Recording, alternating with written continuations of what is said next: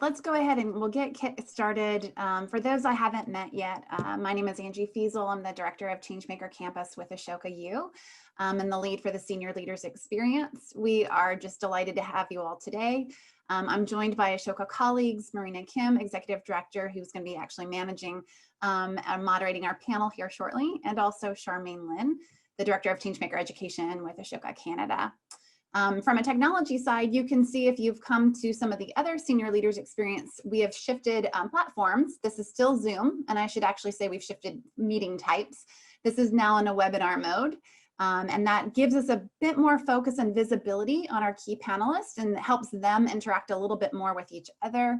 There's two functions you might want to be aware of. One is the chat function, which is already active with each of you introducing yourselves. There's also a Q&A function. And so what we would ask is, we will have towards the end of our time together, time for Q&A, and we'd ask you to use that Q&A area to input any question that you would love to be surfaced for the panelist. So that's a brief orientation to the screen setup that we have. And again, we want to continue to exemplify the Ashoka U exchange values through our time together, whether that's as panelists, whether that's through our chat function or our Q&A. And we just are grateful to have such a great values-aligned community and look forward to bringing that to life together. At this point, I would love to just introduce Marina Kim. She is our co-founder, executive director of Ashoka U, and she's going to be moderating today's session. I am so excited for this session. I've been looking forward to this for several weeks. And what's fascinating is that while the people that we're bringing in to be panelists are experts in their domain and have been looking at trends in the world, but in particular higher ed and the intersections with higher ed for decades, the trend lines have dramatically skewed in just the past few weeks. And so we'll be excited in this session to dive into what are the broad trend lines, you know, even more broadly, but then also what do those trend lines mean right now, given how certain things are intensifying, accelerating, going way off course from the nice path things might have been looking like. And then what does that mean for us as leaders? How do we make sense of this? And how do we try to bring together trend lines and course correct where we can, and respond and react where we must. But then in particular, how do we also keep a sense of the trend lines from a historical perspective and into a longer term future as we emerge from this particular crisis phase? So I'll actually start before we dive into the panel with just a reminder that we are all grateful for the land that we are sitting on in our various places that we're dialing in from. The Ashoka U office is located in Northern Virginia in the traditional territory of the Algonquin-Nacotchtank Nation, which then became part of the Piscataway Nation. And as with everything, you know, we're grateful to those that allowed us to be on this land. And so, you know, it's good to reflect on that. And so as we transition to the panel, I actually wanted to do another quick pulse check. So I'll actually invite Angie to pull up a quick poll. We have 3 questions, and what we wanted to do is if you could just take 1 minute to respond, it will ground the panelists in a sense of what's really on your minds as senior leaders. So we'll let you take a chance to look at the questions, and then we'll share the results back. I say we call it, and now we'll end the poll and share the results back. What is interesting is that it's actually, in terms of how the pandemic is making people feel, it's a little bit of a lot of things. But the largest was the opportunity for systems change, in addition to a sense of fear and uncertainty and feeling challenged to lead with values, and also able to innovate. The biggest concern is the future of work, but growing inequality is very close at the heels, as well as global health. And then, of course, also, all the responses are quite high for all of these factors.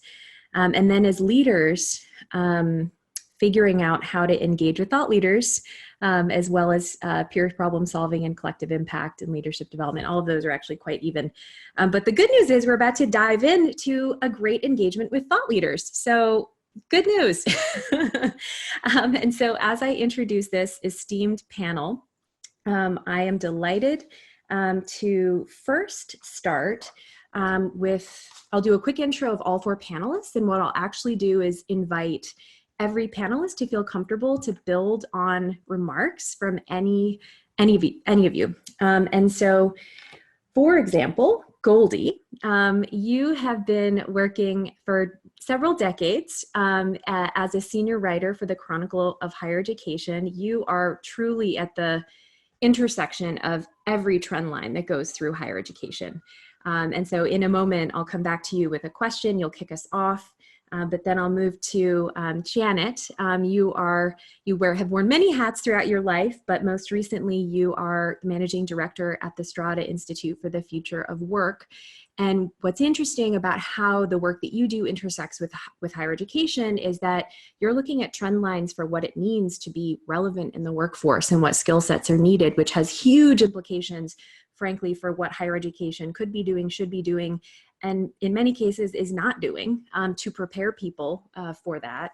And also, I think what I love about your approach is that it's a bigger question of who even gets access to higher education, and is it formal education or informal education, and how do we even rethink education altogether? So thank you for joining us. Then we'll go to Laurie Forcier, who is joining us from London. And for most recently, she is the Chief Content Officer for Learn It. But for the past several years, she was leading thought leadership efforts for Pearson.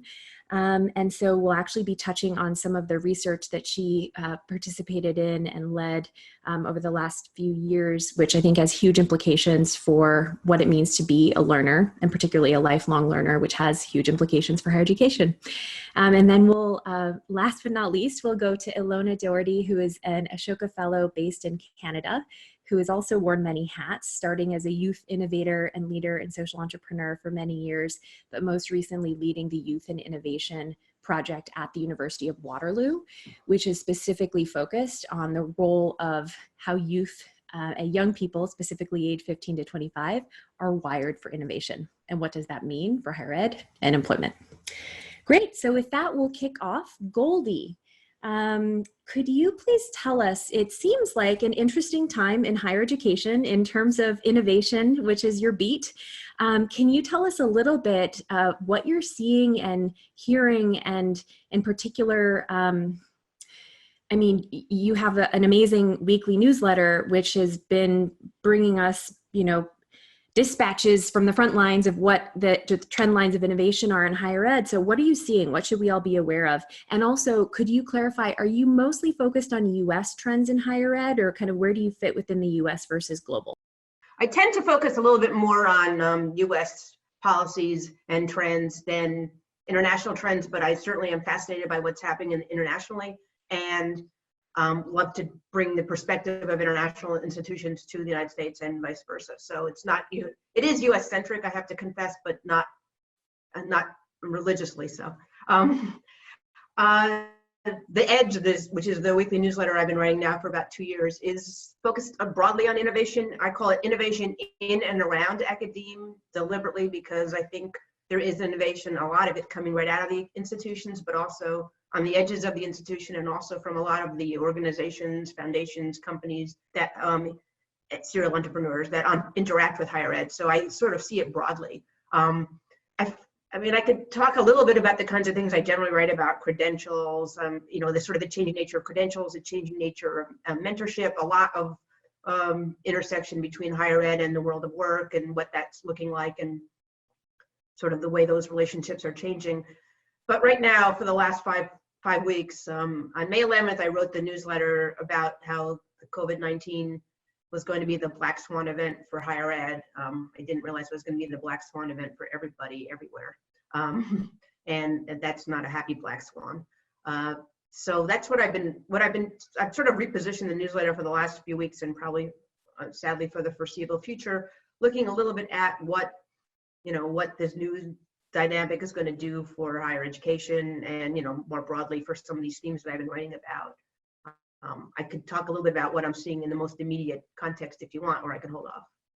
Yeah, maybe could you say, like, what is promising because we are speaking to senior leaders in higher education, like what has impressed you in the quality and type of response to, you study innovation. Well, there has never been such an unprecedented scale of innovation as what's happening right now, even just the shift from, to online education and the speed, and then the curriculum changes. And then is there a dark side? Like, what are you seeing in terms of the pressures and the stresses on the leader? Yeah, I'm going to go with the dark side first, not because I want to be negative, but because they are big and real. And I think to gloss over them is really to mislead everybody about what's the circumstances are right now. It's incredibly serious. There's always been a have and have not divide in higher education among students and even among institutions. This clearly is solidifying that in very painful ways. I think everyone understands the problems for, with 22 million unemployed people as of this morning. This is a staggering number. I think we already know what that's going to do to our economy and to people's abilities to go to college and the needs that they're going to have. I don't think people have spoken enough about what it's going to do to institutions. Technology is suddenly going to be this really vital backbone, at least for the next year or two. And if you're not at an institution that has a good technology backbone, I think you're really at a very big disadvantage. That includes a lot of, historically Black institutions, a lot of small private colleges, a lot of other minority serving institutions. And I think these institutions a lot of them have been able to scratch by for a lot of last couple of years in face of a lot of other, difficult trends. But I think this is going to make it really hard. And even the people who have been the biggest cheerleaders are telling me that now, which I think is quite striking. I think we'll see a lot more institutions failing. I think you're going to see a lot. Maybe you could see this if you're looking for some happy news and all this. I don't find much, but I think there's going to be a lot more pressure on and attention on low-cost solutions. The open educational movement, open educational resources will probably have a little bit bigger day going forward. Lower cost colleges will probably be much more in demand. So if you're in a situation where you could be providing that kind of services at a lower cost, I think that's going to be a bigger thing. I think we're going to see a lot more focus on, as I wrote in the newsletter this week, short-term options, maybe at least for the near term, fewer people looking for a 4-year degree, if they have the privilege of, or the luck of having the money to go to college right now, it's probably a good time to go. But a lot of, 22 million people out of a job, hopefully that's not all permanent, but a lot of those people will be looking for some short-term education to help them get back in the market. So that's all the happy negative talk. I mean, those are just the biggest, broadest trends that I see going on right now. There are some signs from hope, but I don't know if you want to let some other people weigh in first, or you want me to stick with this theme for a while? Yeah, no, maybe just one final thought, and we'll go into this even deeper in a session later today. But you also recently wrote a special issue on innovation in higher ed, specifically centers, initiatives, campus-wide strategies. Yes, beautiful, the innovation imperative. So higher ed is catching up and becoming more innovative. I'm wondering, are you seeing any trends, and I know this is more anecdotal, but given the number of people and also the number of institutions you probably worked with for that publication, that those that have intentionally built a culture and an institutional strategy around innovation are better prepared to adapt now? Culture is a very important word. I'm not so sure. I'm honestly struggling with what culture of innovation actually means, because I think some places have a culture of innovation that's more about innovation than about the goals to innovation. And we'll talk about more in the other session later about that. But, innovation innovation for the sake of innovation is not really particularly valuable. It's just kind of trendy, and buzzwordy, but it doesn't necessarily get you what you want. So I don't think necessarily, but culture, this notion of having a culture that can be adaptable. I think we're seeing more than ever before that an institution that has resiliency, that has a trait that I didn't really focus on that much until the last few weeks, because it's just becoming all the more apparent. Ability to deal with ambiguity. I mean, that's a trait we talk about a lot for college graduates, but I think every one of us right now, when are we getting out of our quarantine? What does it mean for how are we getting groceries next week? Well, I mean, all of us are dealing with ambiguity in a very different way. And obviously our institution's going to open this fall. I have some strong doubts personally. But I think that's the kind of ambiguity that, if you have an institutional culture that can deal with some of that, I think then you're in better shape. I don't want to leave without all negative. I mean, I think there are one or two positive things that I'm seeing that could come out of this. I think this is a opportunity for institutions to respond. There's always been a lot of talk in higher ed about colleges need to be less siloed. We need a lot more interdisciplinarity in our educational processes. And I mean, that's always been a conversation in the climate change debates, right? And I think the pandemic has brought up some of that same thinking right now. My colleague Scott Carlson has written some pretty interesting stories about that just recently. But I think there are a lot of colleges that have been trying to push a more interdisciplinary approach, and this might give them the fuel to kind of get there. And we've also frankly seen, we call this the war effort in the Chronicle. And internally, we're going to be putting some work out on this pretty soon. I mean, we've all seen colleges kind of, coming to the fore with, 3D mask making and, research on the virus. And there's a lot of places where colleges, the ingenuity and the creativity of campuses is kind of coming to the fore, even as everybody's, working from their own homes right now in a very hard to coordinate way. So I think even against all these odds, colleges are trying to respond responsibly and vigorously and creatively to this crisis. And I think, frankly, the more they do that, the better they'll be. That's great. So I'm going to pick up on some of these threads and bring Janet in now. So Janet, you focus more on the workforce and future of work and how that intersects with education and higher education and informal education. So if you could just talk a little bit about, just the unprecedented level of shocks to the labor market right now, as Goldie mentioned, just in the United States, just in the last 4 weeks, 22 million people are now jobless. I literally cannot fathom that. And it's, now being compared to the Great Depression of a century ago nearly. And so we really just in our memory, in our generation, we haven't experienced anything like this. And so what are you seeing, but also what do you recommend? I mean, again, this is an audience of higher education leaders. We are already innovating and adapting anyway. So how might we also innovate and adapt in response to not just what the workforce might need now or what potential workers might need to be relevant to the workforce now, but also as you see the trend lines playing out, not just now, but in the next few years. And specifically, what can higher education do to build more resiliency for any graduates or any students who might dip in and out of their institution to top up their educational credentials to be more resilient in the workforce? No small order.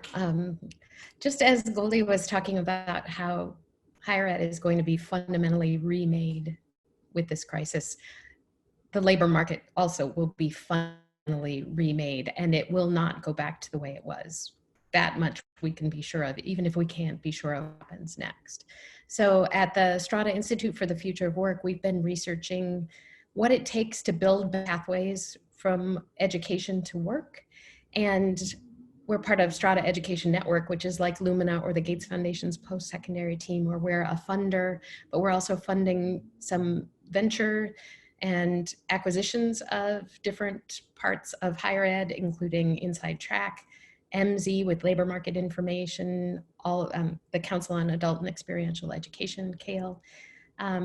So what we've been trying to do within Strada Institute as a small think tank that's trying to both help drive what our philanthropic efforts do, but also to cast positive future vision for how we can bring education and workforce, employers, workforce development boards closer together in order to meet the needs of the most vulnerable. We stopped and we said, okay, we've been talking about the work for some time. We stopped and we laid everything down a couple of weeks ago and we said, so what matters now? Does anything that we've been doing matter? And we were willing to accept that the answer might be no.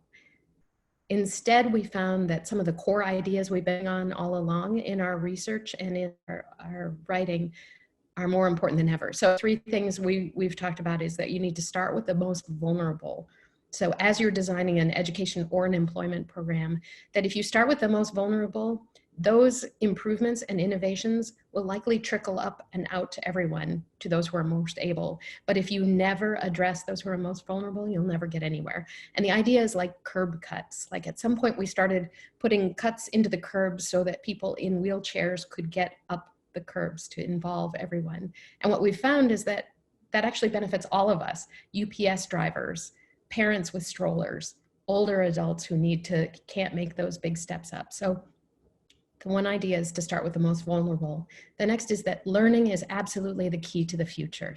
Learning is the key to opportunity in this country. It's your ability to be agile in the face of changes. And so when we talk about learning, we talk about short-term or long-term. We talk about degrees, but we also talk about courses.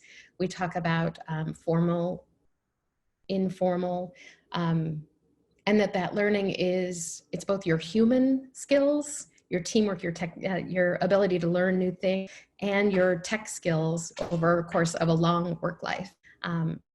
And that in order to bring education and workforce together, we're going to need a different way of doing that, a different way of funding education and employment, a different way of bringing employers and educators closer together. And so that was something else where we were like, wow, we are more than ever in need of a new learning ecosystem that brings all of the actors together in service of those who need help most. And that's both the most vulnerable, where we realized that those 44 million adults that we had been talking about working age adults who don't have education beyond high school and who are not earning a living wage. At one point, that was 44 million adults out of the 329 million Americans, with 22 million newly unemployed folks, and many more who are not captured in those numbers. We know that that number just got vastly larger. So what we're talking about now is more people need faster connections to good work, and we need better ways to connect people with work and work with people too. So, you still have a situation where we have jobs that are going unfilled and people without jobs, so connecting those. So we've been talking a lot about how to bring together stakeholders in new ways, and those newly laid workers and all of us who are worried about our jobs. We also have a pulse poll going on right now where we reach out once a week to a representative sample to understand what people are feeling. And 70% of the people responding this week said that they are nervous and worried about their employment status. So this is not just a matter of those who don't have a post-secondary credential who are worried. So as all of us are thinking about and worried about our jobs, we really know that as you navigate a transition, you need that transition to be clear. You need to navigate it. Like, what are my options? You need targeted education. Is that a credential? Is it a course? Is it some way of communicating what I learned? And then you need it to be affordable, and you need it to be supportive. You need help getting on that path and keeping on it. And then you need the transparent data systems that allow you to communicate what your skills are so employers can pick it up. So in short, just as before, but with even more urgency, the situation and the connections need to be more seamless for adult learners to be able to get what they need in order to get the work they need in the world. And just to pick up on some of your points, but even to just draw a finer line on it, particularly for the educators in the audience who are probably getting lots of questions from lots of students directly about what does this mean as I graduate, or what does this mean in a couple years when I graduate, how do I best prepare?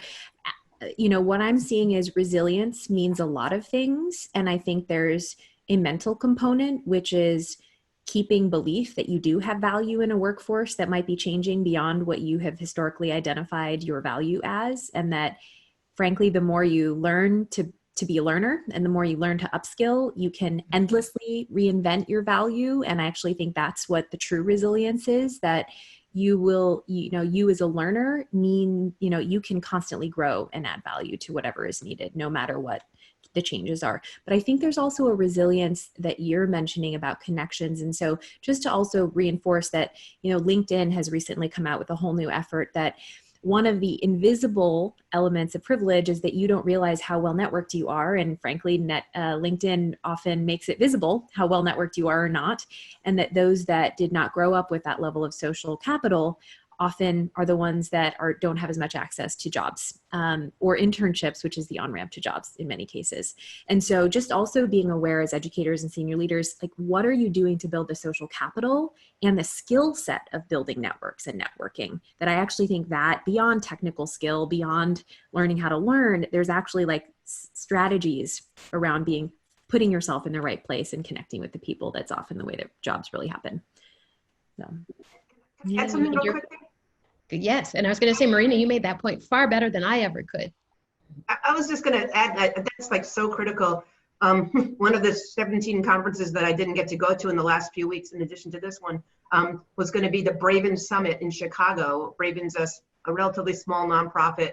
Actually, I think Strata just funded it, actually, that does a lot of work with building social capital among lower income first generation college students. And, you know, when I first heard about it, I thought, well, really? You can do a course in this? But in fact, you can. There is like, you can teach networking, you can teach, I mean, it's not, I mean, some of it's resume building, some of it's other stuff, but the stuff that many people who were not first generation students, I happen to have been one those many years ago, and I didn't know that much, but it wasn't as hard then to make these connections. Today, you know, there's definitely this divide, and they teach, you know, Braven teaches that and other people can teach that too. Great. Laurie, bring us the global perspective. So at Pearson, one of your most recent reports that you were involved in was actually a research study, the Global Learners Survey. Can you tell us about that? And I think it was pretty unusual in terms of the scope and the scale. Can you tell us a little bit about the intentions of the research, how large scale it was, and a few of the top key findings? Yeah, absolutely. I'd be happy to do that. Although then I'm really eager to get back to some of the comments that Goldie and Janet have already raised as well. So the Global Learner Survey that we ran at Pearson, and to be clear, and as Marina pointed out, I no longer represent Pearson, but this work is out there in the public domain, so I'm happy to share it because I think it's a good piece of work, was over 11,000 learners from 19 countries, ages 16 to 70. And that was intentional to really get a sense of, you know, how people were starting or not starting to identify themselves as lifelong learners. And so the findings were really interesting. And my role in this work was to help put together the survey in part, but also to then tease out what the implications were for education writ large, and I'll come to that in a moment. But just a few of the headlines were sort of globally, people said that education was really important to them. It plays an important role in shaping their identity, but there definitely was a sense that there's a wavering confidence in traditional education institutions. And that may be a product of a wavering confidence in institutions, traditional institutions overall, or maybe politically influenced, for example. It wasn't completely across the globe, one way or the other, and I can tell you that those that still feel confidence, but those that didn't, and in the US, the UK, Australia were amongst those, they just identified that they felt higher ed wasn't preparing them with the right skills anymore. And there was a belief by some that institutions were too focused on traditional students and their own reputations over and above non-traditional students. And that may have been a product of the fact that we did have such a broad expanse. One of the findings that really kind of, if I could say, was sort of my clutch my pearls moment, where I was really quite surprised by this. The number of people who had gone to college who said that if they had the choice, they would do something else.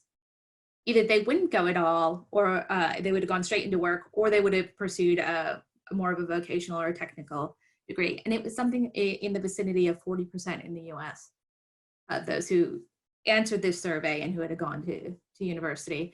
Similar numbers in the UK, Australia, Canada, and Europe, and even higher in India. Half of the students who would be identified in Generation Z in the US, the UK, and Australia answered questions that indicated that they thought, you know what, you can do okay in life without a degree, which kind of went hand in hand with this question about those who already had gone to college. We also found that people are looking at other paths. And this is along the lines of, I'm sure all of you have heard, stats like this saying, the 40-year career is gone. People are going to have X number of jobs and careers over the course of their life. It's going to be some kind of job that you've never even heard of before. But this was reflected by learners as well, and that they were looking at other paths in some ways, like adopting a bit more of a DIY mindset and pulling together their education.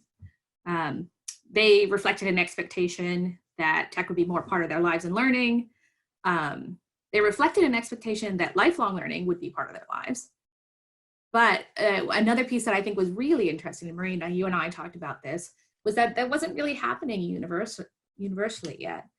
And in about half of the countries, and this was, I would say, like the US and the UK and Australia, there was a very similar divide that when asked if they had engaged in lifelong learning activities or had to change something or learn something for their job recently, they hadn't. It almost like there was some kind of a complacency effect happening. And so while people were talking about, they knew that lifelong learning was going to be important, it wasn't happening. Whereas in China and Brazil and India, it was. People were upskilling a lot more frequently, and they're being asked to do so through their employment. So those are some of the findings. Quick question, just to flip it again to our the challenge gauntlet thrown to the audience. What does that mean that higher ed perhaps isn't doing enough to make it easy to engage in lifelong learning, whether it's how they market or how they structure education or how they price it? Perhaps in some of those countries, there is more of a focus in certain types of traditional student and not as much of an emphasis on lifelong learning. So I see that as a huge business model opportunity within higher ed. That's right. That's exactly, so there was a companion report that I referenced when I started that was about basically the opportunity for higher education in this era of what you might call the talent economy. And which basically say, like, if we take seriously the idea that lifelong learning is coming and is important, and that we want to open it up to many more people, then something about that traditional business model, which can cost a lot of money, particularly in the US, all in one chunk, all up front, needs to change. And so there needs to be some real, like, kind of operational changes made. This goes, yeah. I was taking some notes when I think Goldie was saying, low-cost solutions will be more in more demand, and I think that's right. I'm hoping we see a world where we can marry some of those low-cost low-cost institutions with some of those really privileged institutions that have resources around teaching and learning, and who really were able to hit the ground running a bit more in the face of this crisis. One of the things that is both promising and terrifying about this new landscape, there are some colleges that have made this adaptation towards lower cost and shorter term programming, and certainly a lot of other organizations have too.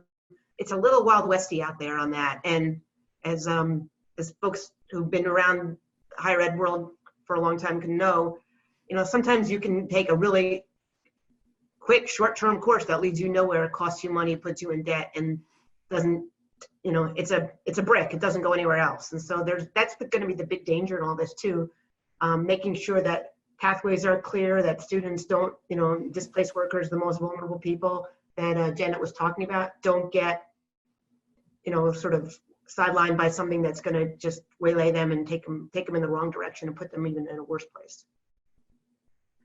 So shifting courses a little bit, I might call on Ilona. So both, someone who has a hybrid role of being housed, nested in an educational institution, but then also wearing a social entrepreneur innovator hat. Can you tell us a little bit about kind of what your vision is, particularly of what the potential is of reframing the role of young people, and many of them in certain demographics also are students. So then what implications, like what are you finding with your research? Sure. So I think, at the same time as we're talking about learning, I think in the context of higher education, kind of contribution of young people is really an important thing to kind of hold that tension of learning and contribution. And so our research has really looked at brain development and what do we know about the brain development that is going on from about 15 years old to about 25 years old. And a lot of the focus in the mainstream media has been on the fact that young people's brains don't fully develop until they're about 25 years old, but that only paints half of the picture. So there's parts of our brains that aren't fully developed until we're about 24 or 25, but there are other parts of our brains that actually are at the height of our lifetime potential, and before, from 15 to 25, and our abilities in some areas actually start to decline at around 25 years old. And what we've found through our research is that those abilities that are at that height during that time of life actually line up with some of the abilities that are really important when it comes to thinking creatively and being innovative. So things like a propensity to collaborate, a desire to collaborate, to think outside the box, to be creative, to be observant and aware, like able to connect the dots between really disparate different things in one's environment, risk-taking ability. Those are things that tend to be heightened from about 15 to 25. So our work focuses both on making sure that when we're thinking about work and young employees, but when we're thinking about education, we're thinking about how do we support learning, but how do we also support meaningful contribution during that time. And I think a really important piece of the puzzle is to recognize that as we get older, there are other things that we get better at. So we're better at emotional intelligence, at strategizing and planning.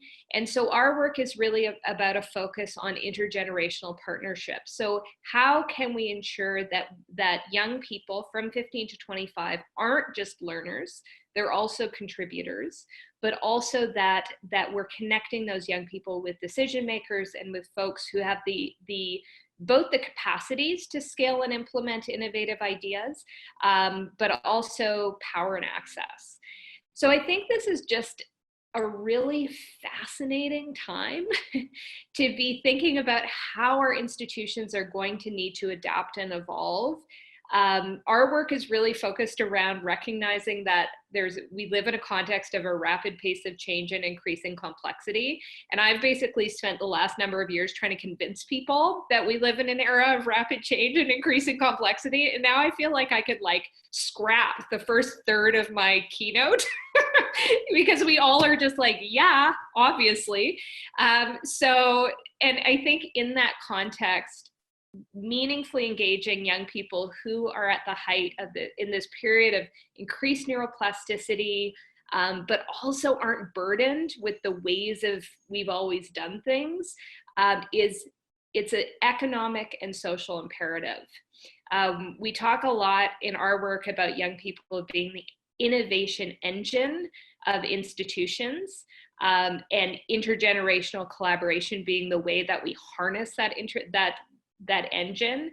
And I think for institutions and higher ed to be resilient, to be flexible and agile, to be able to cope with ambiguity, as Goldie mentioned, I think this is those putting intergenerational collaboration at the center of the way that we respond to this context that we're all living in is absolutely essential. Thank you so much, Ilona. Yeah, our previous session was actually featuring stories of students and in their own changemaker journey and, how their time at university accelerated their leadership and what they would recommend to senior leaders. And then we went into breakouts and many of the conversations were around, gosh, how do we better listen, but also how do we actually partner? And what does that mean? And so I think what's exciting is I think we have a very open and eager group of senior leaders and educators who are almost grappling with the question, okay, I'm on board with that conceptually. What does that mean? Because it is a pretty fundamental shift in more traditional higher education, where the more credentialed you are, the more power you have. You should sit at the front of the classroom, and the students have to be quiet and absorb information, which is a very old-fashioned kind of model, rather than we are all learners and we are all collaborators and we're all figuring it out, especially in times like now when expertise actually doesn't really help when all the old rule books are gone. So I'm curious, like, what, for those that are already on board with this concept, what are some models or concrete things that you'd almost recommend to put it into practice? It's, I think the challenge with concrete models is they can apply in one situation and not others. And so I think it's really about a shift in mindset. And the way I like to really boil it down to the idea that we tend to over prioritize expertise in our society and under prioritize new ways of thinking and new ideas. And I think in a context of rapid change and complexity, wisdom and experience and knowledge is essential, but it needs to be met equally with new ideas. So how can we, again, hold the tension of experience and new ideas being equally valuable? So I think it's about going into every conversation with that are intergenerational collaborations and being willing to really put I've earned my place at this table. It took me 20 years to get here. I deserve to be here.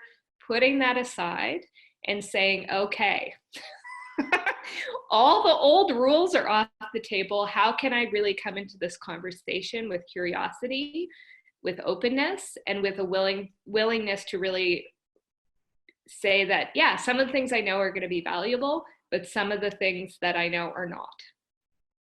Okay, one final question, Ilona, and then I will actually end with a final brief question for all the panelists, and then we'll have time for about 10 minutes or so of open Q&A. So while I'm just doing a final follow-up question for Ilona and then every panelist, and anyone can feel welcome to put a potential question for the panel into the Q&A box or into the chat. Yes, Go I for just it. add one thing about this intergenerational collaboration, which I think is a really key point. I write a lot, I talk to a lot of people on campuses, and I talk a lot about innovation ideas. The number of colleges that actually poll their students and take the pulse of the students is incredibly small. That's just, so they don't even have the base. A few places do a really good job of putting themselves in the student's place and understanding what's happening with the student, but very few do. So that's a simple way to kind of make that connection. Totally agree. There is one thing I wanted to say as well, Marina, which, listening to this conversation has just put an even finer point on it for me, through things that all Ilona, Goldie, and Janet have said. The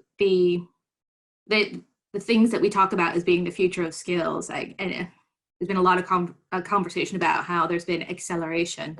I mean, the future of skills is now, really. So when we're, these things that we're expecting of our college students, the way that we rolled them up at Pearson when we did some work around this was that, people need skills related to the ability to teach and learn, skills related to understanding, navigating, and adapting to complex systems of all different kinds, and skills related to creativity and originality, including, as Ilona, I think, was alluding to, fluency of ideas, not just expertise. And yeah, those things, those are not the future anymore. That's now, and that's what I think that we're seeing a lot of our college faculties and administrators demonstrating. But yeah, it is that, I think that's part of the shift, is saying this is no future. That's what's needed right now. And even to connect some of the dots between Ilona and Janet, one thought is, let's imagine higher ed as part of, coming out of this kind of new world we're in. It does create a pretty fundamental shift in students being part of a co-collaborator in the classroom and in rethinking the curriculum, or in the strategy of the university, or at least a key voice in design and ongoing design and innovation. you know, a lot of what we've heard from our student change makers is that even just being treated like an equal and spoken to like a peer from someone that they perceived in a position of authority fundamentally changed how they saw themselves even before they actually did the project itself. And so I think there's a lot of opportunity very quickly and elegantly and then even systematically to streamline a sense of self and a sense of value, where then imagine you practice that sense of self and sense of value and being able to add value to your own educational institution. And then you go into the workforce. And then you can bring that mindset of being able to add value. And again, if you practice basically saying, excuse me, professor, or excuse me, dean, or excuse me, president, here is my idea. How can we make this happen? Imagine you can then go to, excuse me, boss, excuse me, CEO, excuse me, you know, board of the company. What about this great idea? I might, you know, be whatever age you might be, of whatever title you might be, but I think there's a sense that your voice matters, and then a sense that you can be a peer and add value to anyone at any level. And so I think what's really powerful is how can your educational experience model that way of being that then I think does equip you with resilience and a new set of skills that are relevant in the future of work. So I'm curious just if Ilona or Janet can maybe speak into that briefly. Two quick thoughts. One is that absolutely having education reflect the workplace in ways that students are building the skills they need for the workplace while they're in school, whether that's through career associated work-based like experiential learning process, or if you're doing that deep work of building the resilience of your students and speaking up for themselves, particularly if they've gone through a childhood of a lot of trauma where they haven't known that they can speak up for themselves. And I'd like to connect the dots back to what Goldie was saying, and then the idea of surveying your students, that you don't have to launch a big fancy survey where you have to, you know, spend months and lots of money to put together a good protocol. There's a wonderful book called The End of Average by Todd Rose, where it takes statistics, which I'm originally a statistics and data geek, and it sort of flips it on his head to say, instead of trying to aggregate up into one voice, start with the individual and aggregate up from there and have all the richness of all those stories come together, that there's immense power in just sitting down with a few people and deeply understanding what their stories are. We've been doing a very deep series of interviews with adult learners and workers, but one of the most meaningful things that I've done since this crisis emerged was I just sat down with the graduate and undergraduate research interns we had, and we just had them tell the story of what they experienced. So a senior at MIT, and just everything she went through, being thrown back into her mother's household in New Jersey, where they're rebuilding MIT in Minecraft, to the graduate student who's trying to figure out what to do next. You can discover so much that if you listen with empathy and you involve those students, that will inform what you do in a far more profound way than all the statistical survey data that you could ever want. I would just add, I think this is a moment as well. It's a moment to listen, absolutely, but it's also a moment to act. And I think that there is less hierarchy right now because we're all, you know, at home, basically mostly in our pajamas, right? Like things have flattened out. And so I think there's an opportunity in institutions to give students an opportunity to act and contribute now. You know, and I think we're seeing that in terms of frontline, you know, contributing to the front lines in a variety of ways, whether that's, you know, using 3D printers or whatever's the case, but also to really like use this as an opportunity to really let students kind of get their hands on reimagining institutions. One of the comments was just the reality that, you know, young people are better at technology and they get it. You know, they get it in ways that we don't, you know, as we get older, we don't necessarily do, you know, so how can we really use this as an opportunity, that flattened hierarchy, to give young people more of an opportunity to contribute? And honestly, we need them. We need their brains, you know, and it is an imperative for our institutions to harness that incredible capacity that they have. We don't need to teach them how to be innovative. Their brains are set up for it. So it's just a matter of supporting them and engaging them.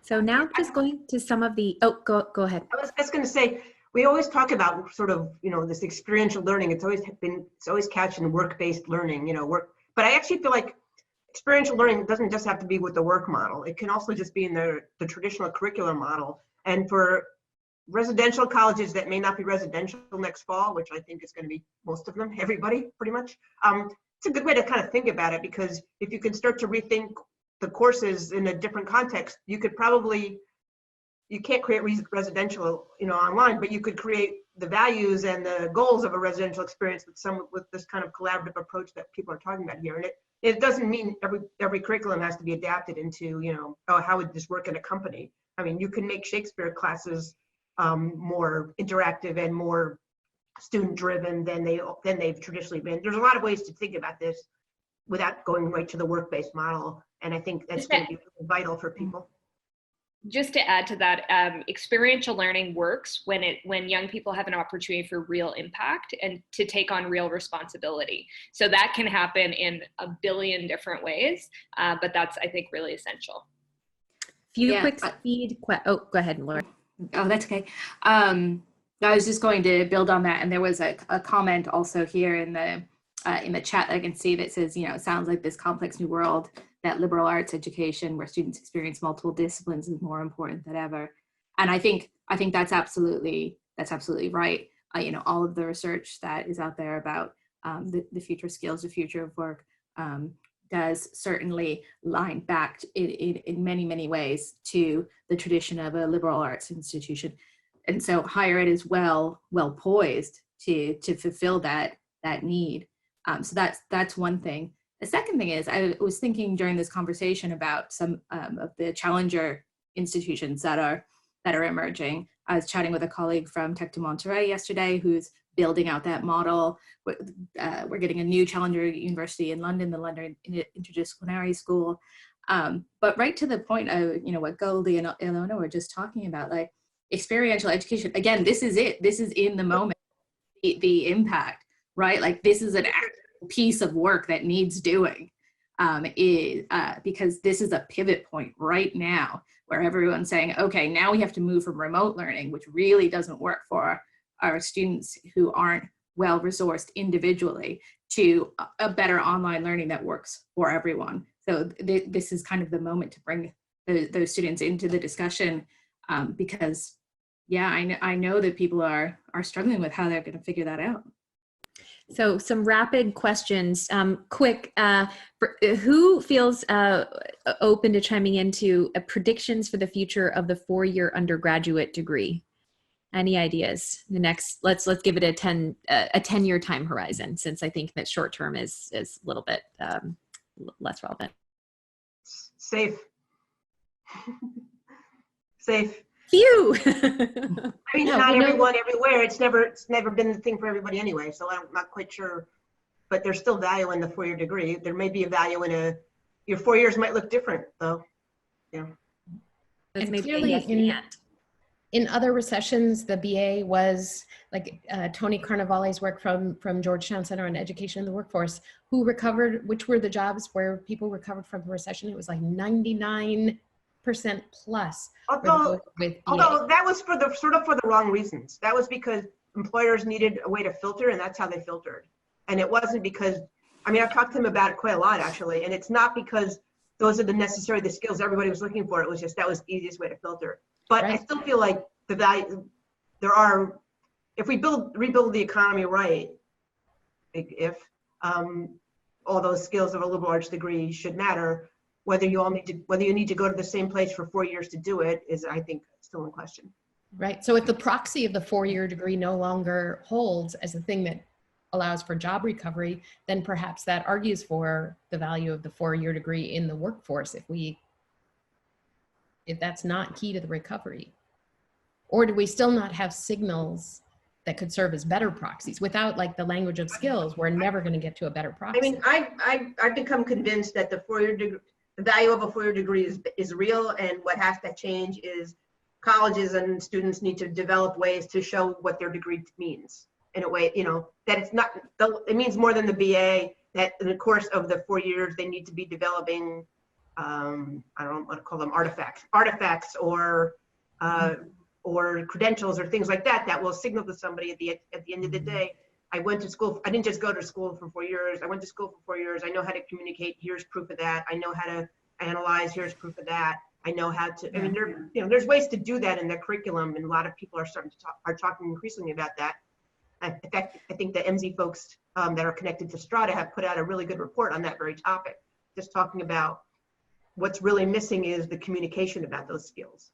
Right. It's the language of a shared common language of skills, so that I can communicate what I know and can do, and the employer can know what they need for that job. Yep.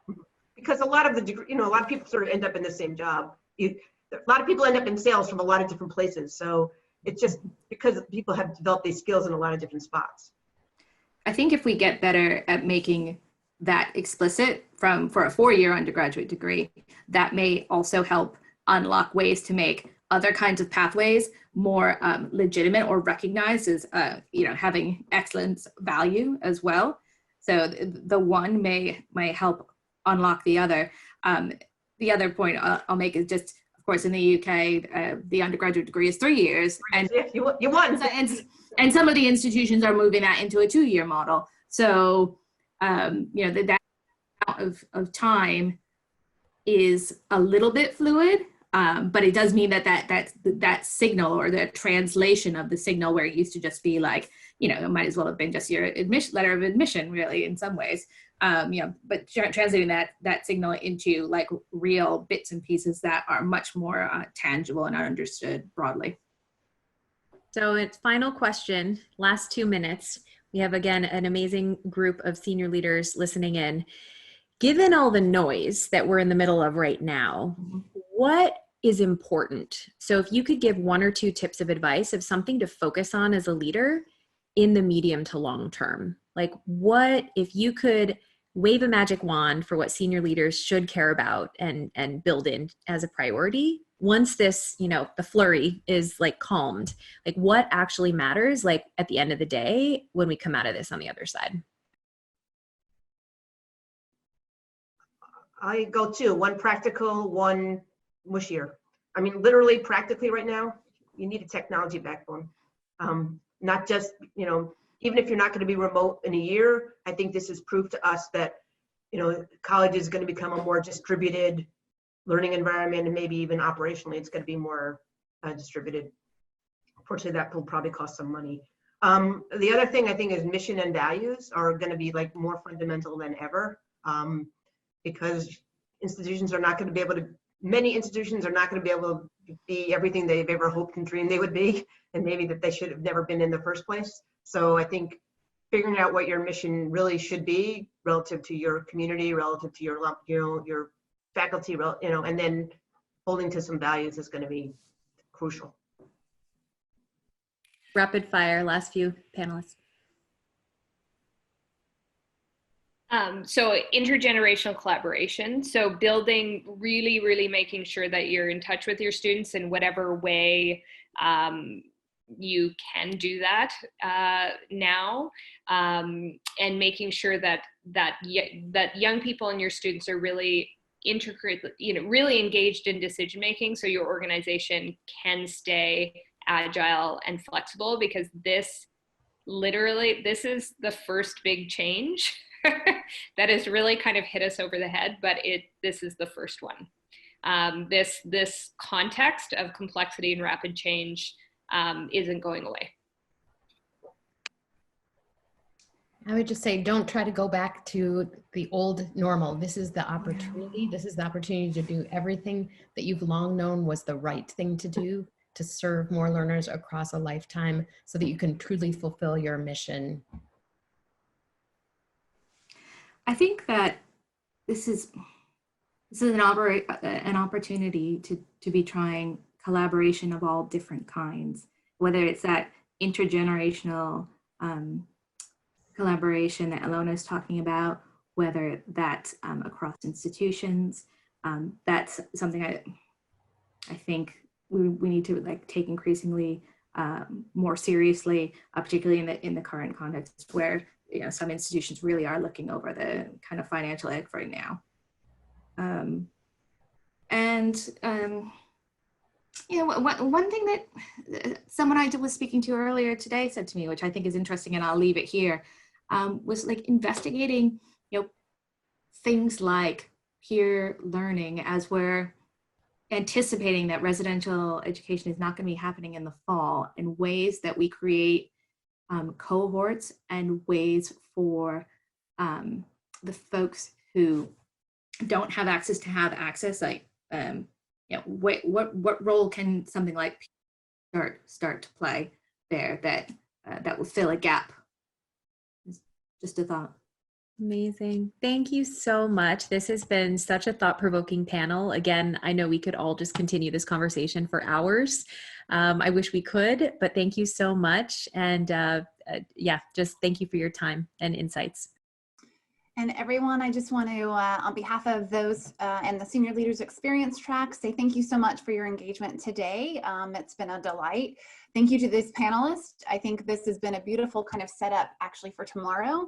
I really appreciated, Goldie, your kind of provocation of innovation for what, and really being mindful that it's not just because it's trendy, it's what kind of systems are we actually creating. I think Janet kind of speaking to the most vulnerable and designing for the most vulnerable first. Not returning back to the new normal from Laurie, and Alona, that as we're thinking about the innovation for more equitable systems, it needs to be intergenerational. And so how do we lean into that in this moment? So thank you all so much. I think that's a great foundation for tomorrow. Just as a heads up, if you're part of the Senior Leaders Experience tomorrow, it will start at 11 o'clock as part of a general exchange session also on In the Pursuit of a Virtuous Cycle for Social Impact, aligning campus-wide strategy, rankings, accreditation, and recognition. So really looking at what are the systems, both across campuses as well as higher education, that need to be rethought or redesigned. And then we'll be closing out thematically with addressing what does it mean to be a systems change leader. And I think that really speaks to, Alona, your point that this is a mindset as well. And so we look forward to seeing you all tomorrow. Thanks again.